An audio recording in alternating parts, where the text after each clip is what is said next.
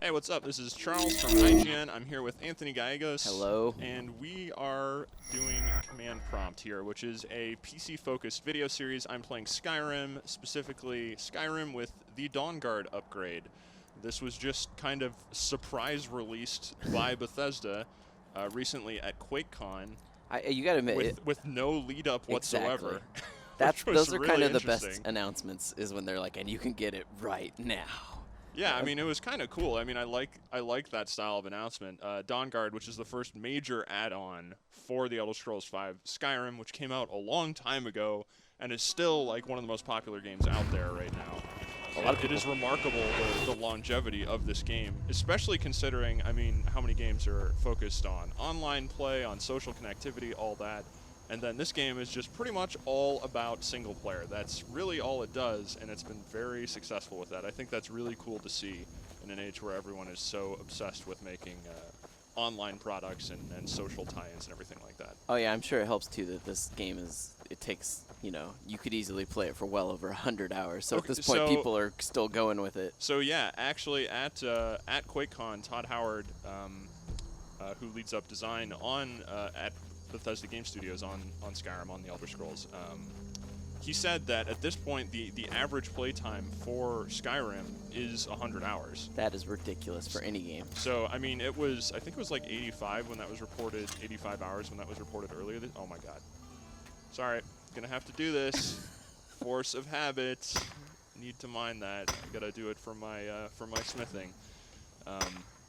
But yeah, it was 85 earlier this year, up to 100, which is huge for an average playtime. I mean, yeah, you could have, you know, the random person who only puts in like 10 hours or something like that, compared to one guy at QuakeCon was saying that he played for like over 500 hours, Jesus. And everyone was like, okay, that's a lot. So, I mean, at that point, what haven't you done? I mean, I guess they do have the quests that get generated, but I guess if you just want to do those till the end of time. Yeah. So I mean, and yeah, you can keep loading in mods and playing that way. No, why would you turn right there? I was trying to shoot you with a crossbow. And it has a desire to live. You exist for me to kill. Everything in this world technically exists for you to destroy. Damn it! I keep leading him to nowhere. He's too smart. It's the king of the forest. Oh, never mind. See ya. I am extremely proud of being able to make that shot. What you see in action here are crossbows. This is a new addition with Dawnguard.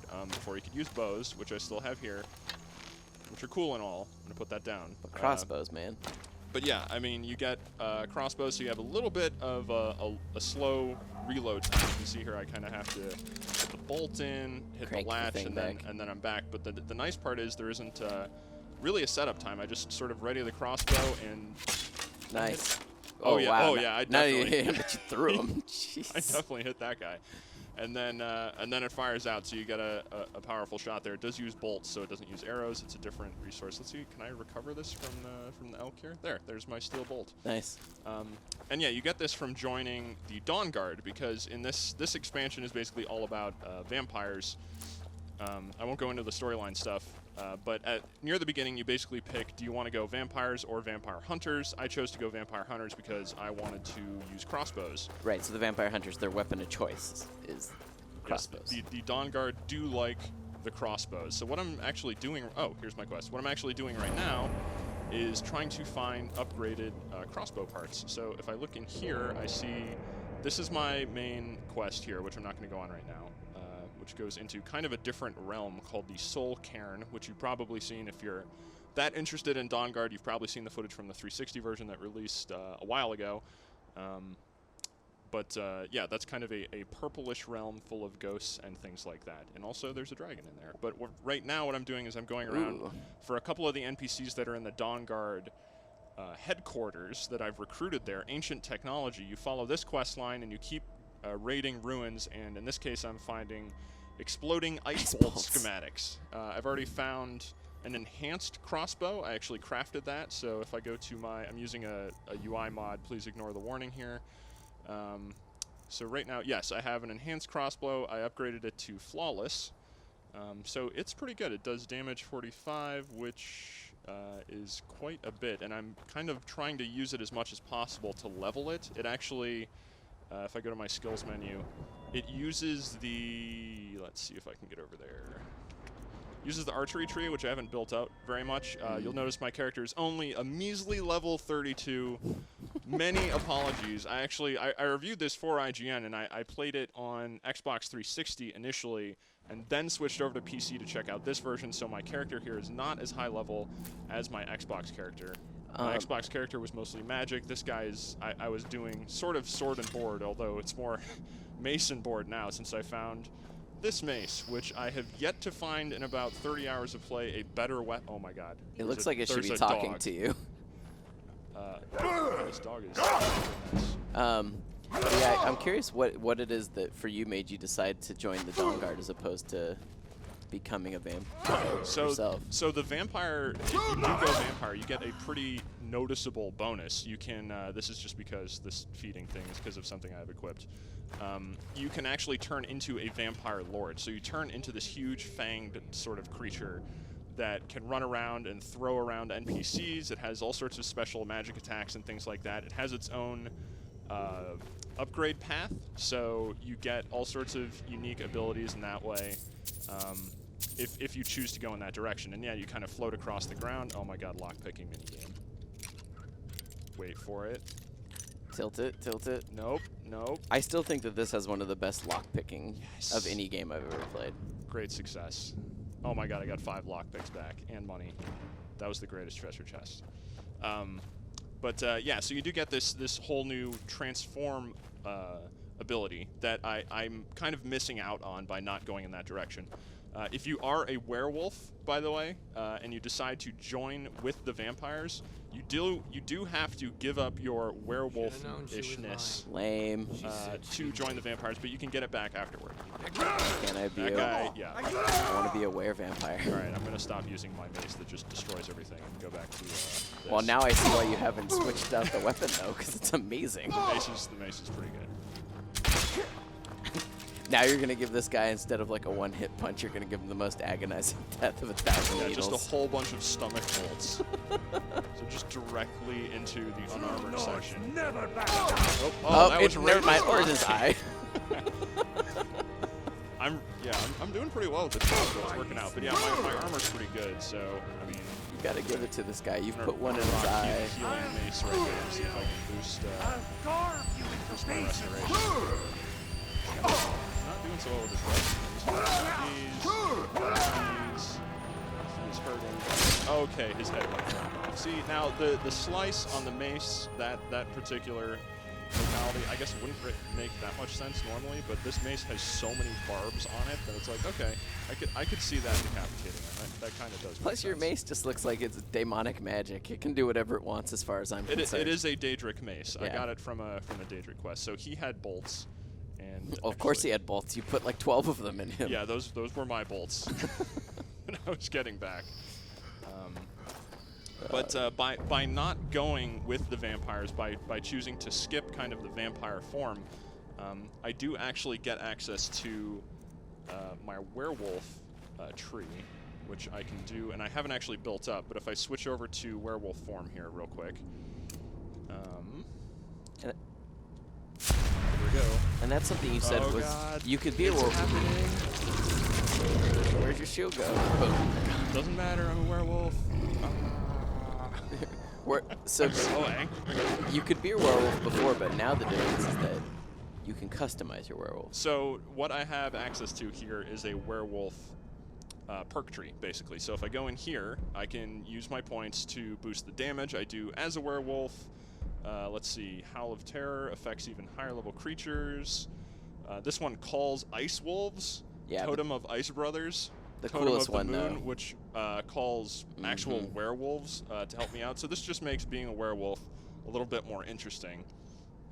I don't know if I'm going to commit any points to this because I really don't use my werewolf ability very often. But I do just have it sort of in the background there, just in case I wanted to use it.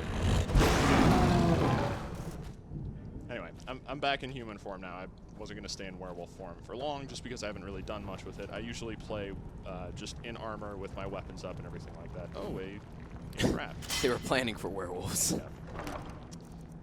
So here is my exploding ice bolt schematic. There's a whole bunch of stuff in here. Yeah, I wasn't expecting this chest to have all Oh this. my god, treasure map. Take that stuff just in case I can disenchant it. See, this is the issue with this game. Like, I still, even now, when I started playing Dawnguard, I was like, oh man, I'm going to speed through this new story content. It's going to be great. And then I did one quest, and then I saw a dragon icon pop up on my map, and I went towards it, and there was a word wall, and I got into a dragon fight, and it was actually pretty challenging. The dragon was beating me up pretty badly. And then it was like 2 hours later, and I hadn't done anything with the Dawnguard quest lines.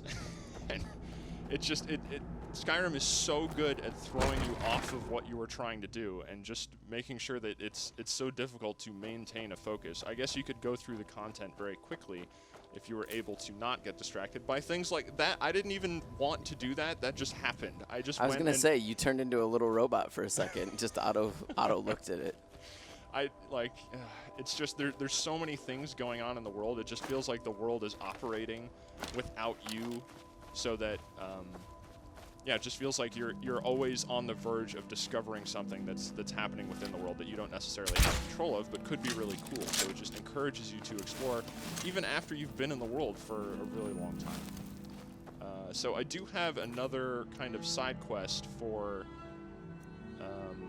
the Dawnguard here, which is kill the Master Vampire at the Rift Watchtower. So I'm going to go see if I can do that. I should be able to by hitting them with my mace, or possibly using a crossbow. Where is I think you're right there, right? Yeah. Yeah, it's here. One. I'm just thinking if I should go here or if I should go over here. I'm going to go to the crossing. The map in this game still looks so great, like the way that they do like a combination of the overlay with like the real looking. Is that guy angry or just really happy? I think he's just really excited. I've never seen the moon before. He might be looking at a dragon. Alright, so I need to go south and try and not fight everyone. This is actually not a hostile town. This game's really pretty on PC. I mean, it's pretty on everything, but... It is, and I have a couple mods loaded in. I have the high-res textures in. Obviously, I have Sky UI active. I have enhanced blood textures. Yeah, I mean, there's no reason not to use mods, though, since they make it so easy. Like, yeah, and I mean, for the mod stuff, like, I mean, there are so many mods that you can put into this game. And I try to stay away from the ones that really add, like, new powers and things like that and mess up the balancing of the game and things like that. I just, I do like what some of the users have done with, like, the sounds of Skyrim, I think is excellent. I use those packs to just add more sound effects into the game. Yeah, aesthetic stuff, mostly. Yeah, and, like, the UI, I think, is a big improvement, obviously, because... Yeah, the standard UI for the PC. I don't know if I can actually get up there this way. I have to do like a super like. This is a common problem in all of their games where you find yourself and you're like, I know I need to get up this hill. I'm gonna go over here. I think I'm going to just mangle my way up it by slowly trying to find the tiny little cracks that I can run up. Yeah, I'm gonna try this other way. But yeah, a lot of the mods are really cool and add really nice things. Even if it's something as simple as adding house markers. So I have. Over in Whiterun, I have my house, Breeze Home, so I can just go right there. That's just a nice little convenience feature that, you know, doesn't break the game. It's not like, oh, hey, shopkeepers have infinite money now. It's like, actually, that's tied to a skill system. Why are you, you know, completely bypassing that? Like, I'm not interested in basically breaking the experience. It's cool that Dawnguard basically does content expansion all within the land they've already done, as opposed to something like Shivering Isles, where it's like, transport to this whole different world. I actually kind of like that you have a reason to dive back into the world. Yeah, I mean, so there's good and bad with that, right? It's cool because it is all integrated. So I guess if you were starting a new character, it's not like, you know, you have to see. Here's what I'm talking about with stuff just happening in the world without you noticing. There's just spiders getting into a fight over there. So it just feels like things are happening around you all the time that, you know, they don't really care if you're there or not. But yeah, I mean, if the content as it's spread around the world, it lets you access it, I guess, more easily. And even if you're starting a new game, you can find it without too much trouble. But the downside is, you know, a lot of these quests feel very Skyrim-like the ones that I'm on right now. Not necessarily the ones tied to the main quest, but, you know, these I'm just going in and doing the same sort of dungeon runs that I did before, which are still really good. It's just also maybe a little more familiar. Like something like the Shivering Isles for Oblivion, that felt very different when you were in the realm of Sheogorath, if I'm pronouncing that correctly. I think that's how I was pronouncing it. But you're right. I mean, it was nice. Yeah, it was way different. The art design, the types of quests, the way they some of the decisions while you're questing. All had a different. Yeah, this mace is. I know, you're just making a pile of bodies there. I should probably just gonna break out my crossbow again. But here's another thing, like I'm just getting distracted. Oh, leather strips, I need that for crafting. Might as well take this garlic, because why not? Oh, better check this to see if it's a skill book. It's not. Stuff like that. Oh, more leather strips. Well, this is what I'm saying. You get drawn back into the world, like and then it's like you said, right? Like you go and you start to do the Dawnguard content, and then before you know it, you're catching up on things that you never did. Yeah, it's true. I mean, on this particular save, I haven't gone through the full main quest line yet, and I did Dark Brotherhood and Companions quest line, but I didn't do the other ones. So there's this guy. Don't beg me to kill you before I'm done. All right, so level up there. You got also, I think he has a crossbow bolt sticking in his face. Oh, now he does. No, I made sure he had a crossbow bolt sticking in his face. There we go. Let's see. I'm gonna break out Unrealm's thing first here. Unfortunately, it's not breaking out. It's not gonna do too much. It's just gonna. That it?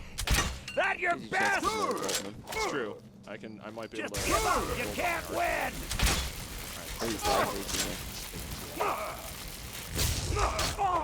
Oh, Charles, heal. It's alright. Never mind, or just bust out the demon mace of doom. I'll just break out the one-shot mace and just destroy everything. But you're right, I do need to heal. There he goes. For everyone involved. See ya. Later, bro. Oh, stopped.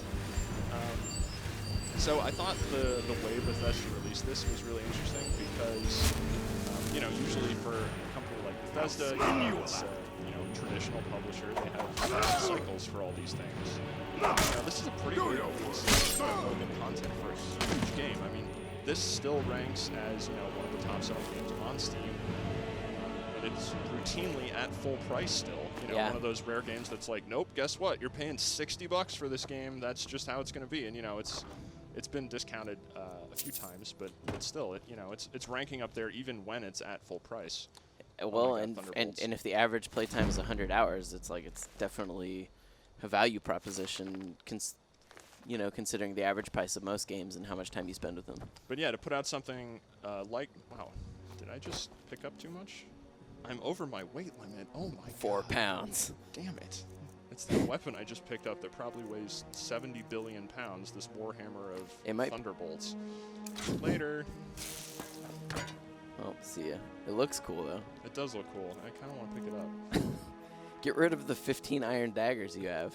Oh, yeah, I was going to sell those. All right. Wait, did I? Oh, no, I pressed the wrong button.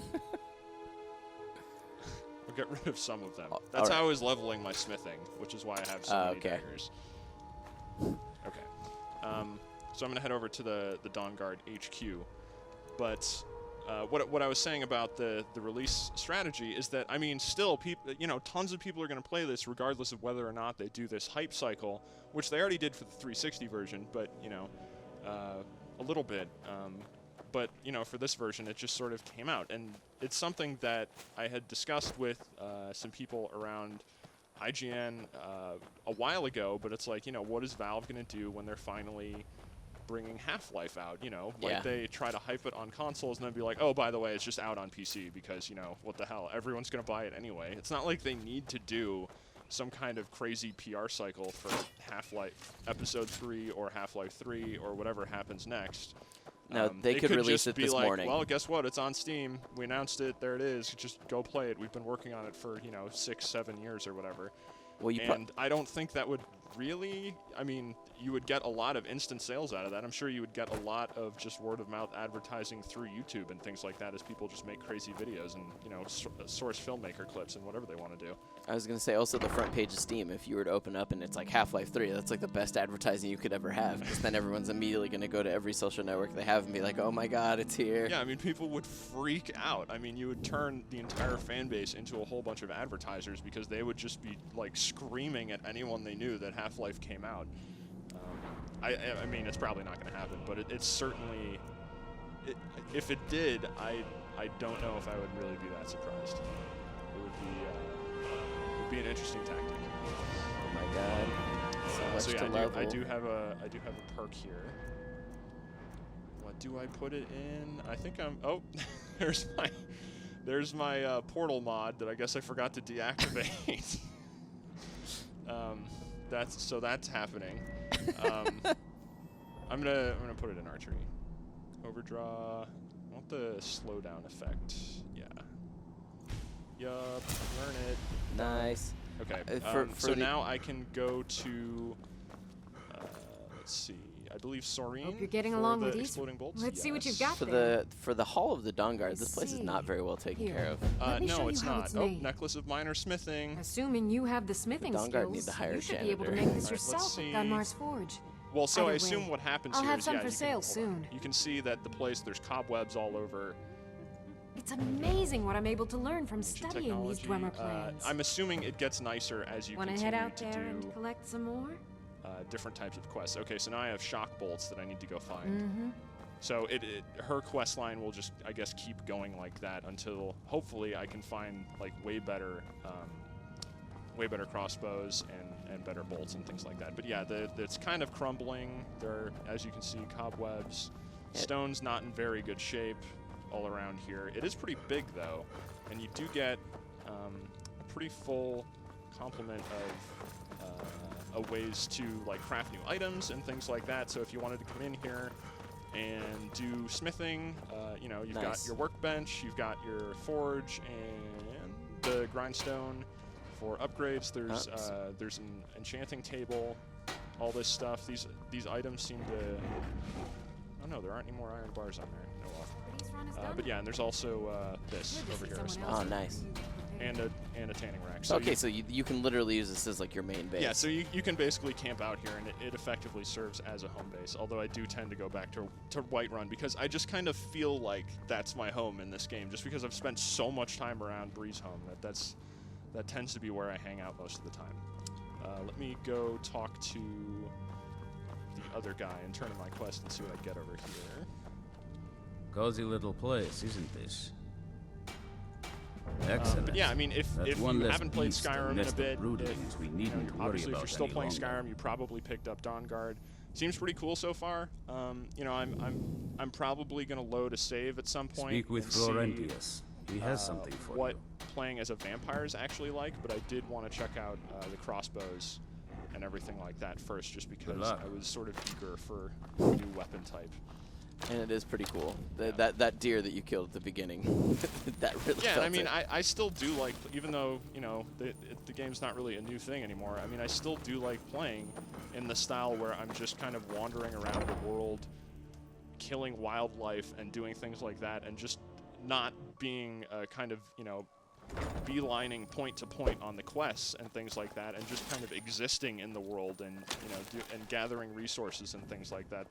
That is legitimate way for me to enjoy playing this game. I know, you know, a lot of people would argue, oh, that's boring, oh, the mechanics are so dull, blah, blah, blah, but I mean, Skyrim and Elder Scrolls games in general just foster a sense of, or encourage exploration to such a strong degree that I think just destroys like many other games that try to do anything close to this. Nothing, for me at least, nothing really comes close. No, I agree. I mean, when you play something like World of Warcraft, you might run to certain sections of the map because you're like, I've never revealed that.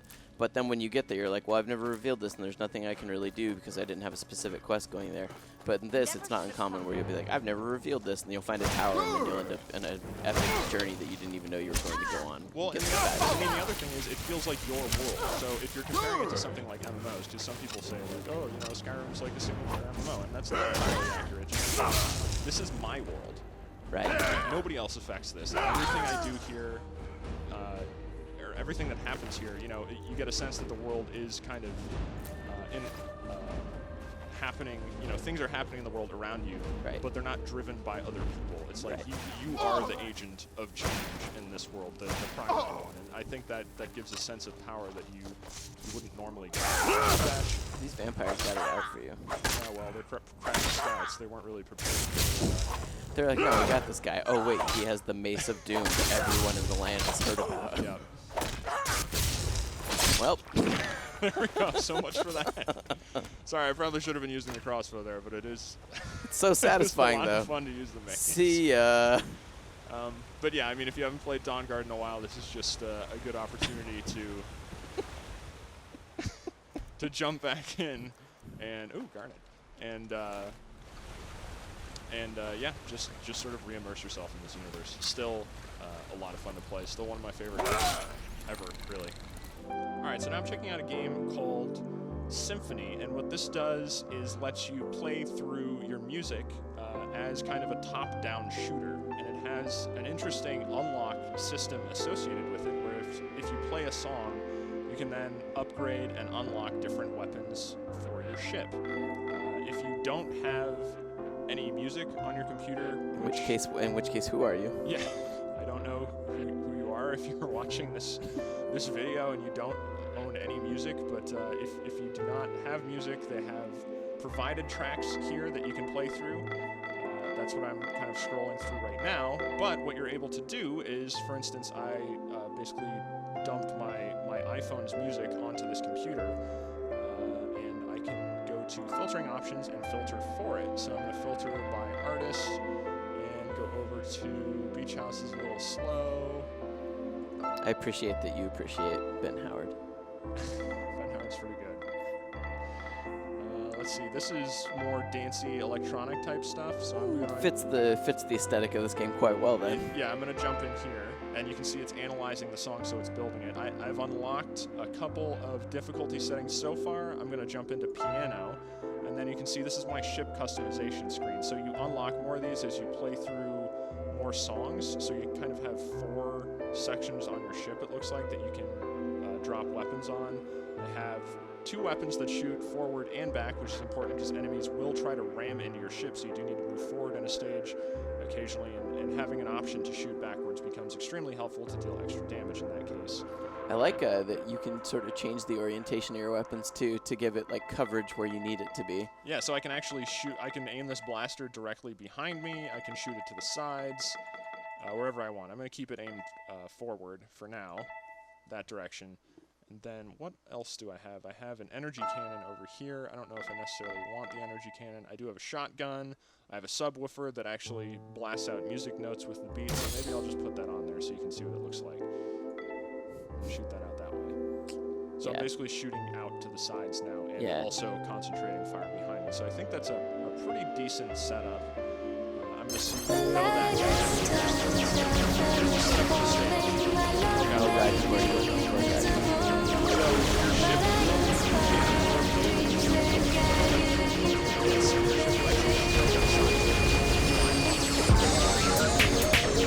It's a lot going on. Not only is there enemies, your bullets are flying out, red projectiles are flying, these are flying. Text is popping on the screen telling you that point it's nuts.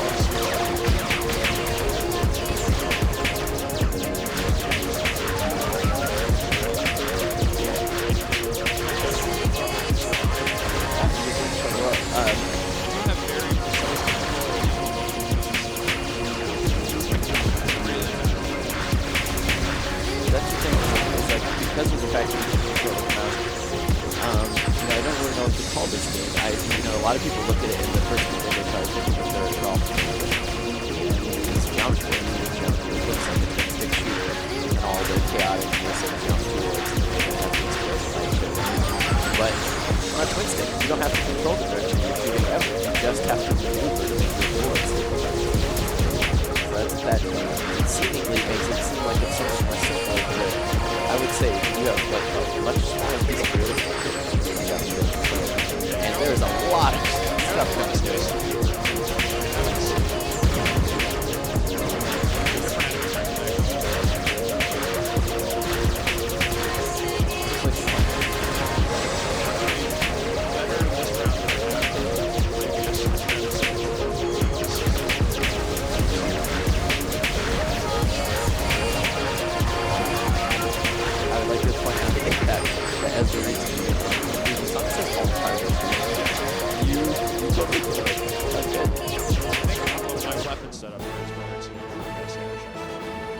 So yeah, even you get power-ups even if you're doing your own custom tracks. So it's not like you have to play the included tracks from the game. Oh, that's what I'm saying. You did really well. That was better.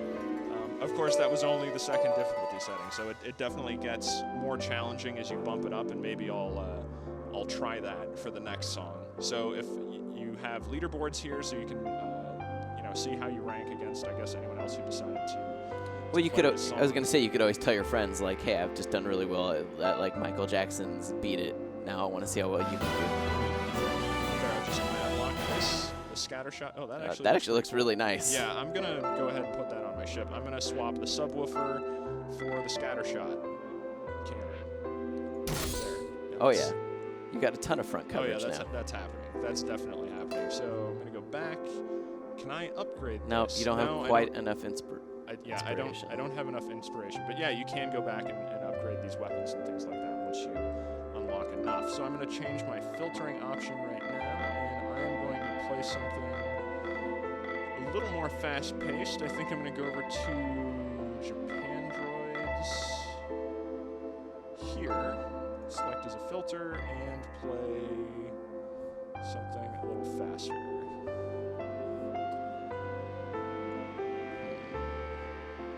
I think this kind of alternates, so maybe this will be a pretty good song to use here and see if you can really tell the difference. So I'm gonna go with mezzo piano here. Probably a bad idea, but all right. Perhaps this may be a terrible idea, so bear with me if my ship explodes constantly. But that's a good point to bring up because you did die the first time. So just because you die, it's not like Charles has 3 lives, he dies. So it actually, he can die as many times as he wants, but all those detract from his overall score, so it's going to hurt his progress towards getting the upgrades and everything else. So that's all we do.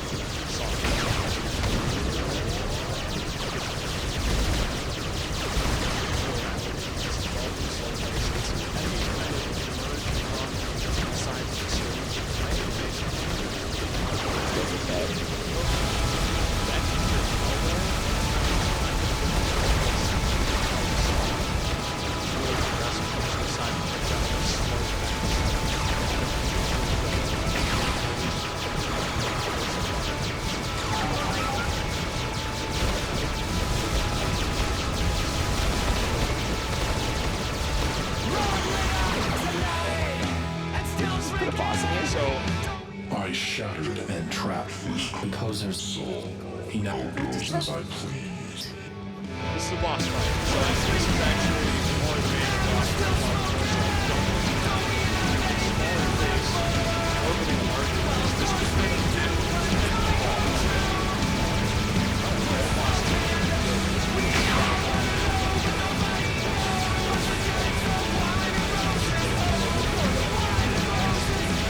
I love that just happened in a random Android song. It's like, guess what? Boss fight. Get with it.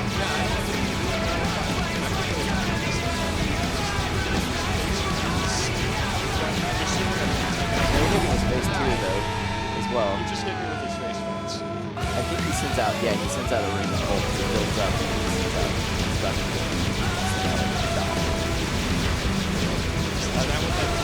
yeah, that.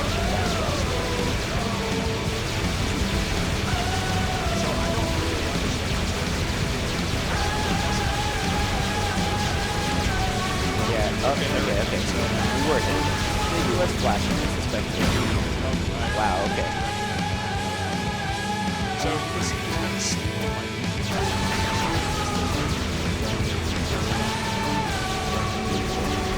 Carl paid for it.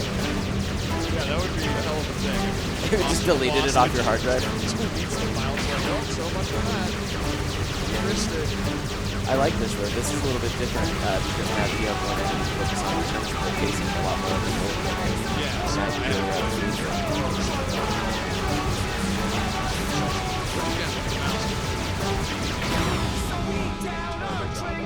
I apologize for that.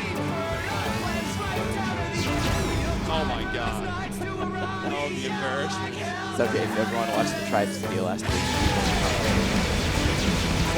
Okay, he's dead now. Oh wow, but that right there defeating him, bam, instantly all target. Yeah, so it won't actually record.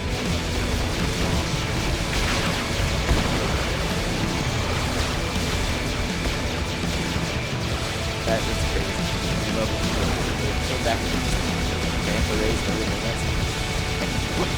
Yeah, so that's how it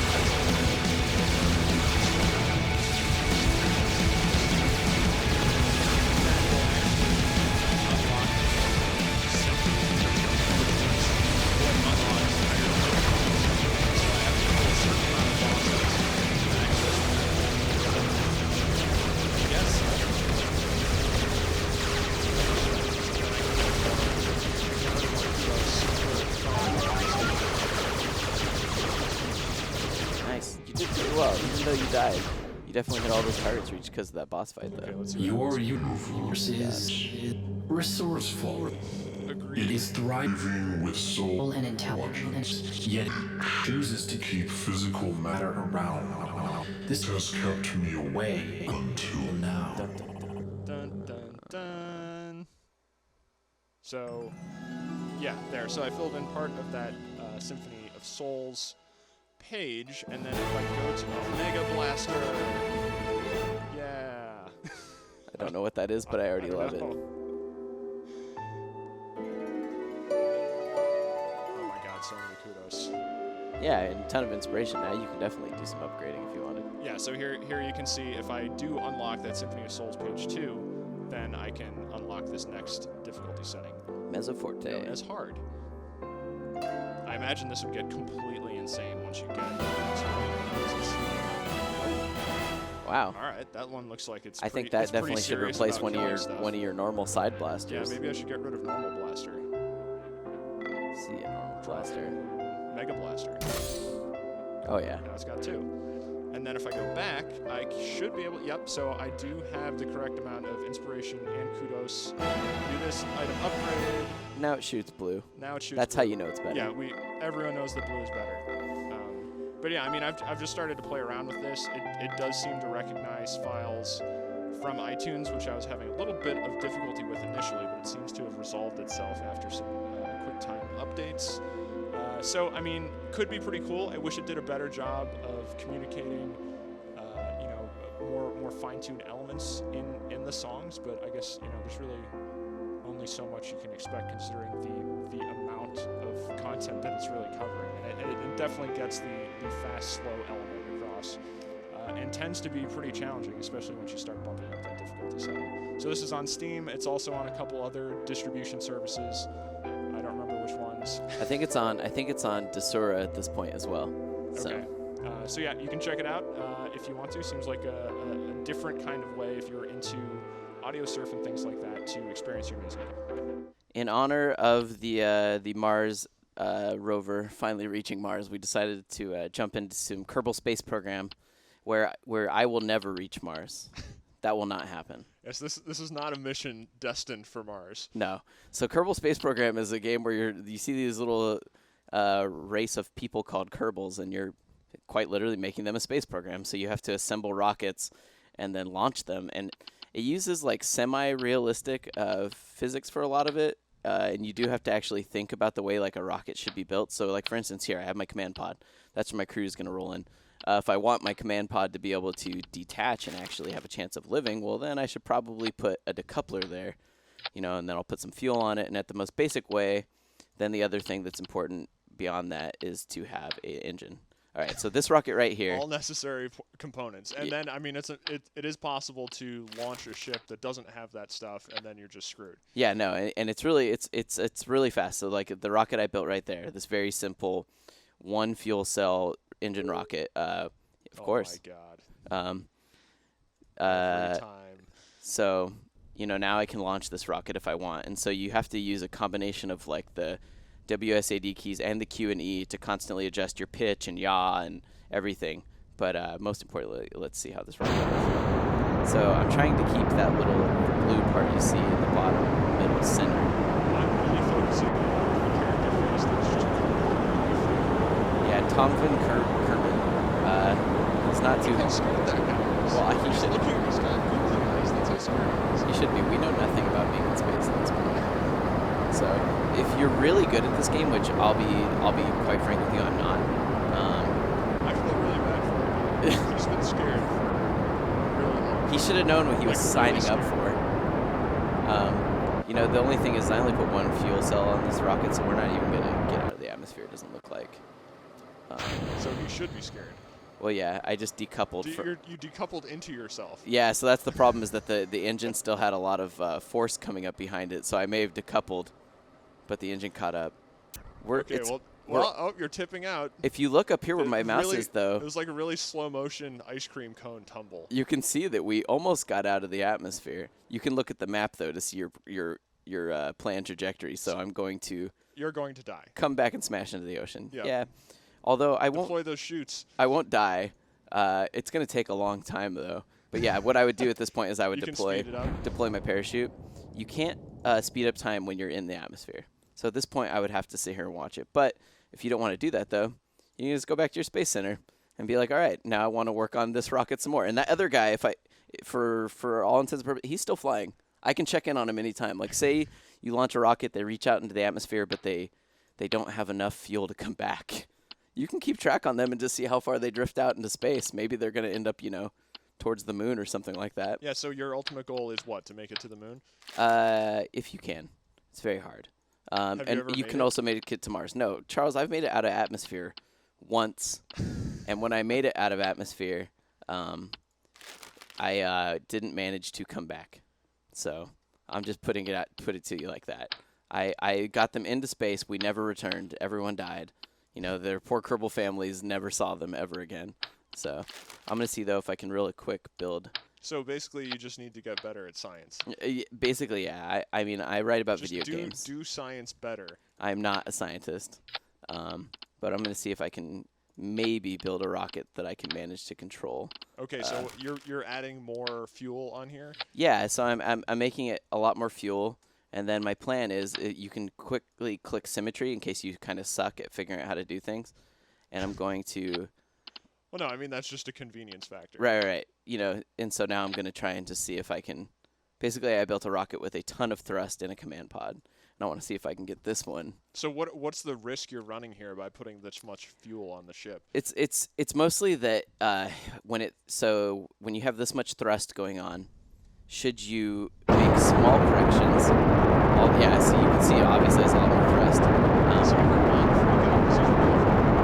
No, usually if you take a crew of 3, which this command pod only has one, when you take a crew of 3, you tend to have 1 or 2 guys that are not freaking out. But see, the problem with this much more thrust is that minor corrections start to be a lot tougher, and then it's really easy to all of a sudden have that moment. I think this rocket, so this is one of these things to go back to I'm not a scientist.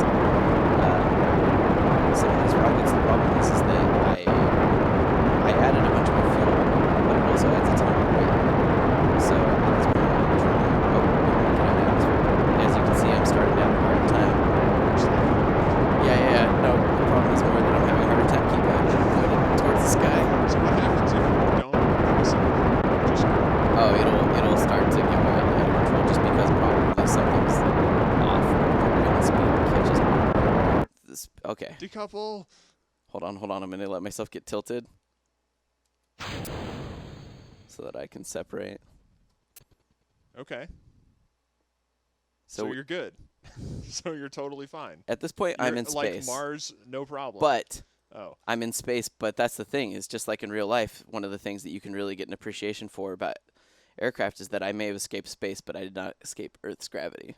So this is why, at this point, you really need to build multi-stage engines, where that would have been just the one that gets me into space. I would have decoupled that, hit new engines now to fire me while I'm in space. So people build ridiculously elaborate rockets for that very reason. And like I said, that first flight that I sent, I can check on his status. You know, I can see that he's not doing so well. He's about actually. Yes, he's tumbling to his doom. Although there was a parachute deployed, so maybe. Yeah, it's so fine. he probably lived. Yeah, but the other ones not so much. Oh yeah, he lived. Let me see. So I'm gonna. What a happy ending. I'm going to go back to the Space Center real quick. And the other thing that they added, so this game right now, it's not finished. What I'm playing is an early build.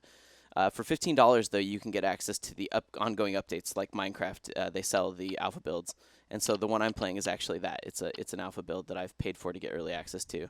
But in the earlier versions, there's also a free demo. But in the earlier versions, one of the things that people were doing where they were trying to make vertical takeoff jets and then they were just flying around in atmosphere.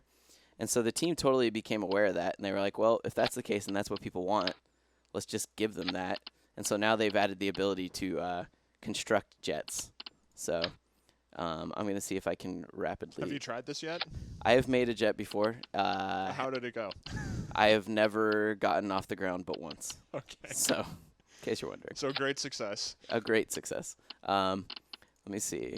I'll just add some wings to this Sure, thing. yeah, wings.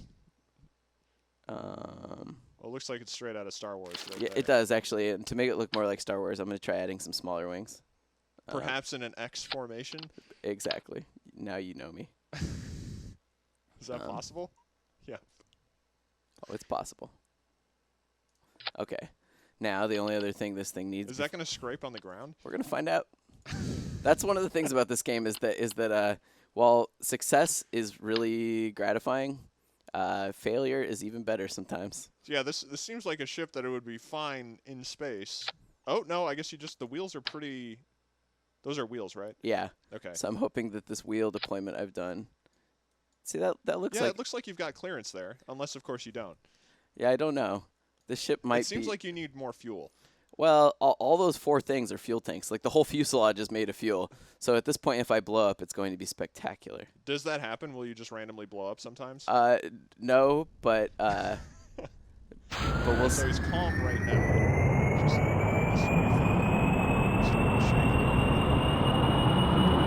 This one could get some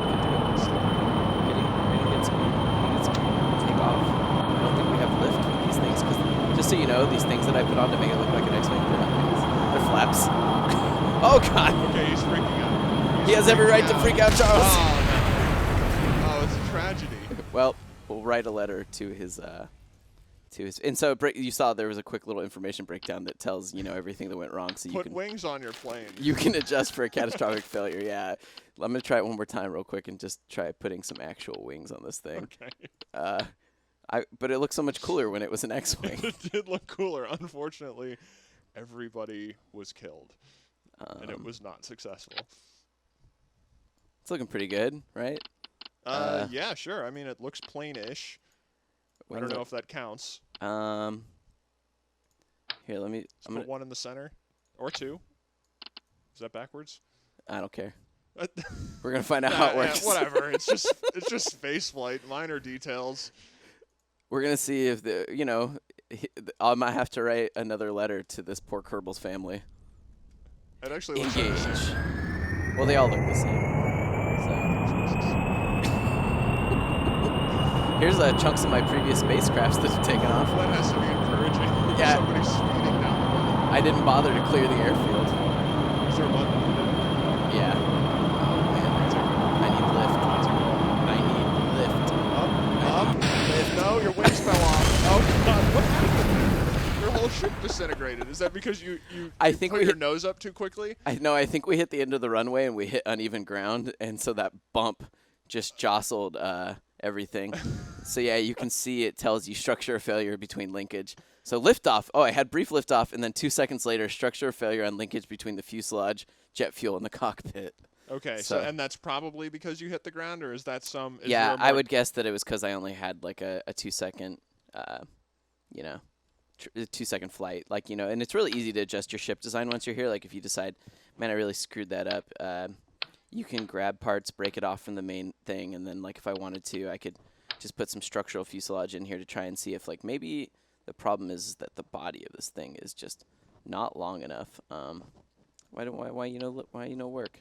Why you know add? So I mean, are there ways to reinforce, I guess, the links between structures or something like that, or are you just basically pasting this stuff together? You can. There are some things like. Is there just not enough space between? There are like these things, little small hard points. So structural pipeline for engine support.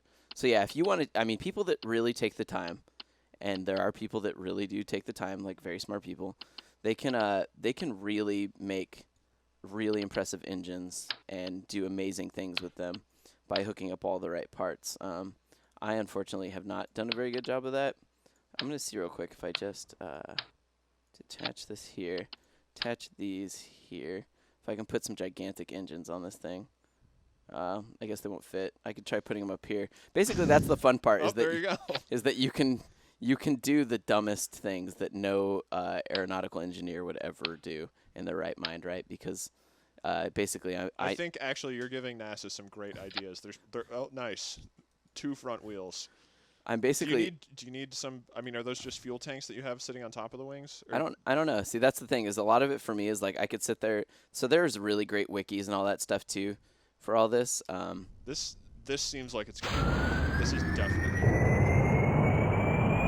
I don't think those engines actually have any fuel attached to them. So now, oh god, it's pulling to the left so hard. I'll tell you what happened. Kerbal death. But yeah, I mean, so that that's the fun part is like failing. You're gonna ruin the whole. Nobody's ever gonna want to be an astronaut. Building templates. Well, oh shoot, I didn't mean to hit launch. But that's the whole fun about this game, right? Is that you can fail immediately, you can launch again. I'm actually not going to do this because I already know that this plane is a horrific failure. An abomination of technology. But yeah, I mean, you can just rapidly switch and check out and build various different things. Like this one is like a gigantic cockpit. Like you can't actually tell, but this one I can hook up massive engines to and massive fuel tanks. And this is all in case if you want to actually assemble like a space shuttle. See, this is more of an actual space shuttle type ship. Okay. And yeah, hook up massive fuel tanks, put gigantic engines on it if you want. Like, look, I don't even have to make it structurally sound. Like, who would, in their right mind, ever build a ship like this? No, that seems totally reasonable. Right? I think so too. I'm glad that we're on board together. See this thing right here? And then now I'm just like, well, I didn't even put a parachute on it.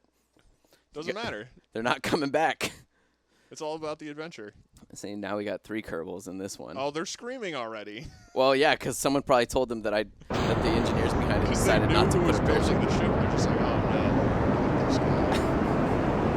Well, you're doing all right. So. Yeah, I mean that's the thing. Is a really simple ship design like this, straight tube, fine. It goes and it flies pretty true. You don't even have to put that much work into it. Well, if the engine overheats, that's bad. But for now, I can throttle back. Yeah, if I'm right now I'm max throttle, but I can always throttle back to not hit the max. But yeah, the most basic one with an engine like that is really easy to do, but you're probably not going to reach space. So, and as you can see, I've already gotten it a little out of control.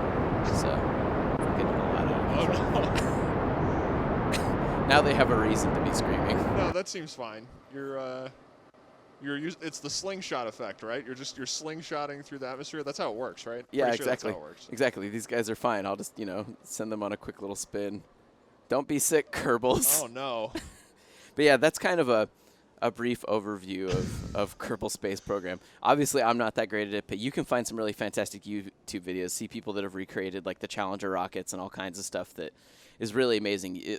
Basically, the amount of time you put into it and the amount of thinking you put into it will get you really great results. So there is that real sense of reward once you put together something with a lot of thought and can actually achieve success. Your first rockets will look like a mangled piece of garbage like this, but then eventually you'll start to actually understand the physics going on and be able to build real rockets. Why are they happy now? They're happy.